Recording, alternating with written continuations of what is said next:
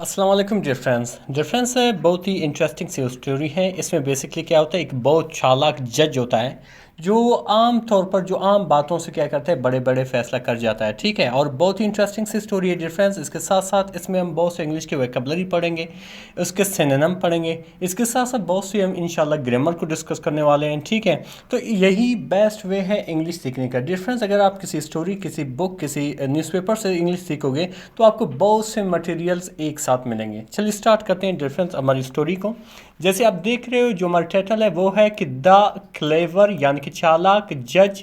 जज को कहते हैं, जिसे हम काजी भी कहते हैं। ठीक है, यानी कि चालाक जज। क्लेवर जो है बेसिकली एक एडजेक्टिव है। एडजेक्टिव सिंपली होता क्या है कि एक वर्ड होता है जो किसी नाउन को, जैसे ए नाउन है, किसी नाउन की अच्छाई बुराई, उसकी हालत, ये सब कुछ बयान कर दे तो उसको हम एडजेक्टिव कहते हैं। ठीक है, जज एक कॉमन नाउन है। यहाँ पे लिखा हो कि लॉन्ग एगो, यानी कि काफ़ी वक्त पहले, इन आ पीसफुल टाउन, एक पुरअमन गाहों में, कस्बे में। ठीक है, पीसफुल कहते हैं पुरअमन, सुकून वाला। ठीक है, ये भी एक एडजेक्टिव है और इन एक प्रपोजिशन है इसका मानी में। ठीक है, अच्छा, एक पुरअमन कस्बे में लिव्ड, रहता था, जिसे हम रिसाइड भी कहते हैं, जिसे हम डुएल भी कहते हैं। रहता था कौन? अ वाइस, एक अक्लमंद, एंड क्लेवर, और एक चालाक जज रहता था, नेम्ड काजी, जिसका नाम क्या था? काजी आरून था। ठीक है, वाइस को हम शॉर्प भी कहते हैं।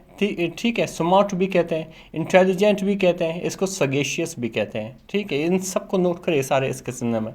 तो बेसिकली कहने का मकसद क्या हुआ कि एक बहुत वक्त पहले एक पुरअमन कस्बे में एक अक्लमंद और चालाक जज रहता था, जिसका नाम काजी आरून था। लिखा हुआ कि ही वॉज फेमस, वो मशहूर था। ठीक है, फेमस मतलब मशहूर था, जिसे हम पॉपुलर भी कहते हैं, जिसको हम वेल नोन भी कहते हैं। ठीक है, अच्छा, वो मशहूर था फॉर सॉल्विंग, हल करने के लिए, द मोस्ट डिफ़िकल्ट केसेस, यानी कि सबसे मुश्किल तरीन केसेस को, मुकदमात को, केस मतलब मुकदमात को, सॉल्व मीन हल करना। ठीक है, विद काम थिंकिंग, यानी कि पुरसुकून सोच के साथ, एंड सिंपल वर्ड्स, और सादा अल्फाजों के साथ। ठीक है, यानी कि वो क्या करता था? हल करता था सबसे डिफ़िकल्ट, ठीक है, मुश्किल तरीन केसेस को, यानी कि मुकदमात को, बिल्कुल सादा पुरसुकून तरीके से और बड़े सादे अल्फाज से। ठीक है, आगे बढ़ते हैं।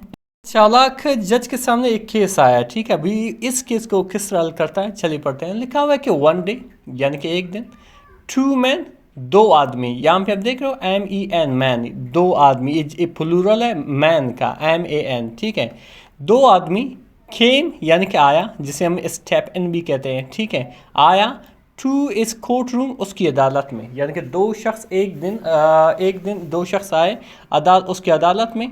बोथ क्लेमिंग, दोनों दावा कर रहे थे। बोथ मीन दोनों, क्लेमिंग मीन दावा करना। क्या दावा कर रहे थे? कि दे ओन्ड, यानी कि वो रखते थे, अ ब्यूटीफुल, खूबसूरत वाइट और सफ़ेद घोड़ा। दोनों में दावा कर रहे हैं कि उनके पास क्या था? एक सफ़ेद घोड़ा था। ठीक है, और क्या कह रहा था कि इट इज़ माई योर्स, ये मेरा और्स है, ये मेरा घोड़ा है। शाउटेड, चिल्लाया, द फर्स्ट मैन, पहला शख्स। ठीक है, यानी कि पहले शख्स ने चिल्लाया कि ये मेरा घोड़ा है। ठीक है, तो क्या हुआ? नो, नहीं, इट्स माइन, ये मेरा है। द सेकंड मैन येल्ड, यानी कि दूसरे बंदे ने भी चिल्लाया। पहला भी कह रहा है कि मेरा घोड़ा है, दूसरा भी कह रहा है ये मेरा घोड़ा है।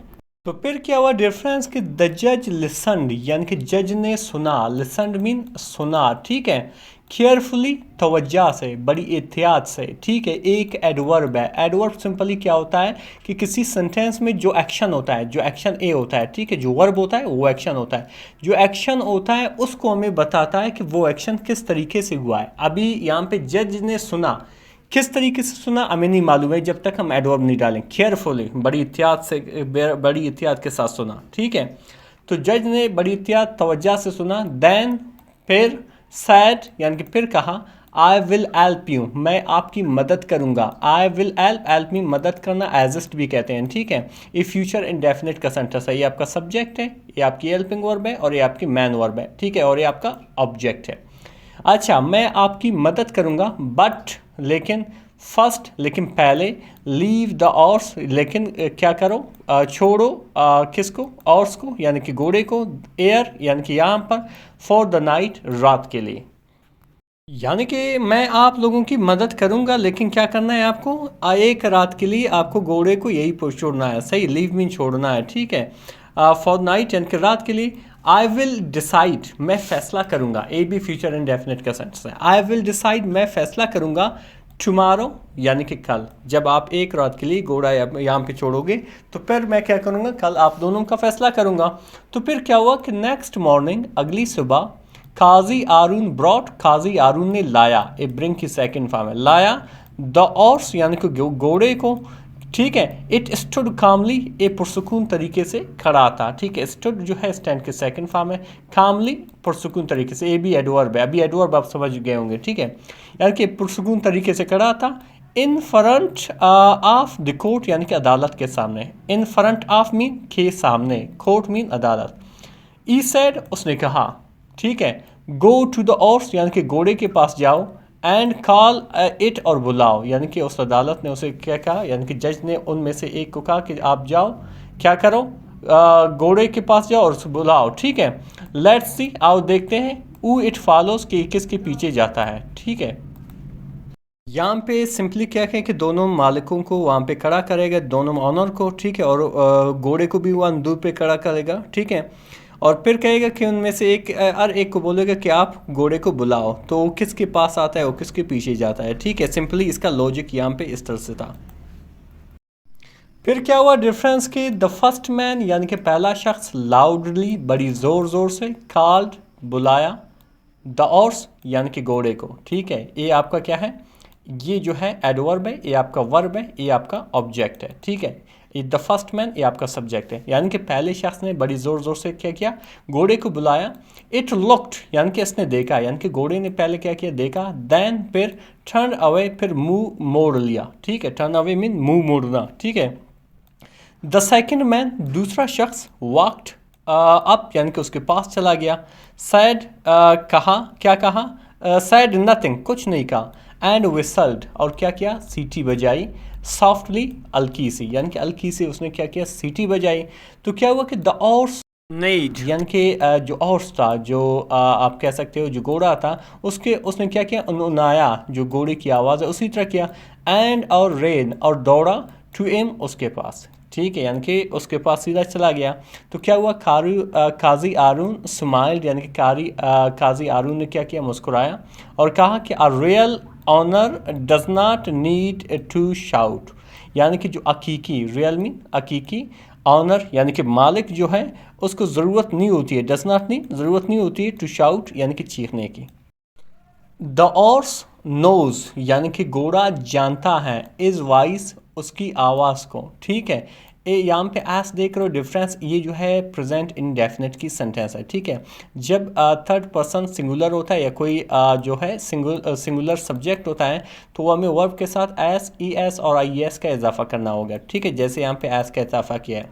द ऑर्स नोज जानता है, इज वाइस उसकी आवाज़ को। एवरीवन यानी कि हर एक ने, क्लैप्ड तालियां बजाई।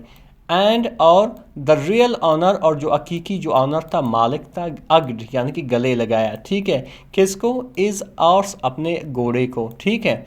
द अदर मैन यानी कि दूसरे शख्स, लोअर्ड झुकाया, लोअर्ड मीन झुकाया, इज एड अपने सर को, ठीक है। एंड और वॉक अवे और चला गया। रेफरेंस बड़ी सिंपली से बड़ी सिंपल सी इसने लॉजिक का इस्तेमाल किया और बाकायदा जो रियल मालिक था उसको ढूंढ लेगा, ठीक है। बहुत ही खूबसूरत स्टोरी है डिफरेंस। जो मॉरल ऑफ द स्टोरी है डिफरेंस, यानी कि जो इस स्टोरी में जो हमें सबक मिलता है वो है कि ट्रुथ यानी कि सच्चाई, डजेंट नीड सच्चाई को ज़रूरत नहीं होती है लाउड वर्ड्स, यानी कि जो हकीकी जो सच्चाई होती है उसको लाउड यानी कि बुलंद आवाज़ के अल्फाज की ज़रूरत नहीं होती है। अ क्लेवर माइंड यानी कि एक चालाक जहन, एक अक्लमंद जहन, लिसन सुनता है, एंड और let's the truth show itself और देखता है और सच्चाई को छोड़ता है कि ये अपने आप को खुद जो है दिखाएं। डिफरेंस हकीकत में बहुत ही इंटरेस्टिंग सी स्टोरी थी। और इस स्टोरी के साथ साथ हमने बहुत से इंग्लिश की वोकैबुलरी सीखी, बहुत से ग्रामर को मैंने डिस्कस किया, स्पेशली एडवर्ब यहाँ पे ज़्यादा डिस्कस हुआ है, ठीक है। इसके साथ साथ डिफरेंस किस तरह चीज़ों को ट्रांसलेट करना है ये भी आप सीखें।